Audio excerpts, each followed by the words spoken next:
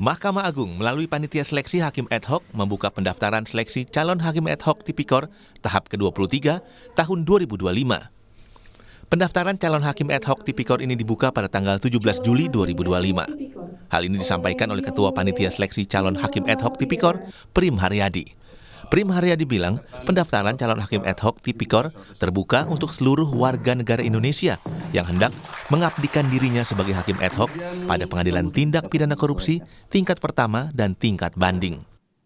Prim menambahkan dari proses seleksi Hakim Ad Hoc Tipikor tahun ini, Mahkamah Agung akan menerima 10 Hakim Ad Hoc yang akan ditempatkan di seluruh pengadilan Tipikor tingkat pertama dan tingkat banding di seluruh Indonesia.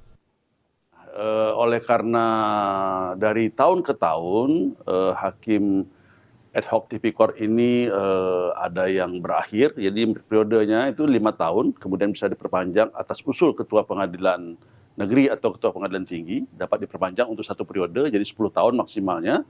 Nah, jika setelah berakhir, atau yang sudah berakhir, atau ada yang sudah meninggal dunia, gitu ya, setelah menjalankan tugas ada yang berakhir atau meninggal dunia, maka kita perlukan penambahan hakim-hakim Ad Hoc Tipikor ini. Nah, untuk tahun ini ada lebih kurang 10 hakim Ad Hoc Tipikor yang kita butuhkan baik untuk tingkat pertama maupun untuk tingkat banding. Tahap seleksi Hakim Ad Hoc ke-23 tahun 2025 ini sama seperti seleksi tahun sebelumnya. Tahap seleksi dimulai dengan tahapan administrasi, seleksi ujian tertulis, kemudian seleksi profil assessment, dan tahap wawancara. Untuk penguji dalam seleksi, selain dari internal Mahkamah Agung, panitia seleksi juga mengikut sertakan praktisi hukum dari luar Mahkamah Agung dan mantan pejabat Mahkamah Agung.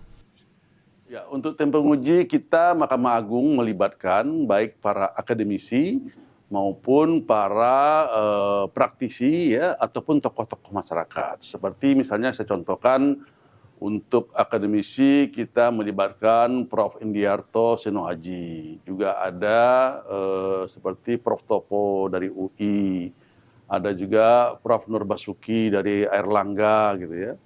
Dan juga ada seperti Pak Ganjar gitu ya, itu Bonaparte dari UI juga.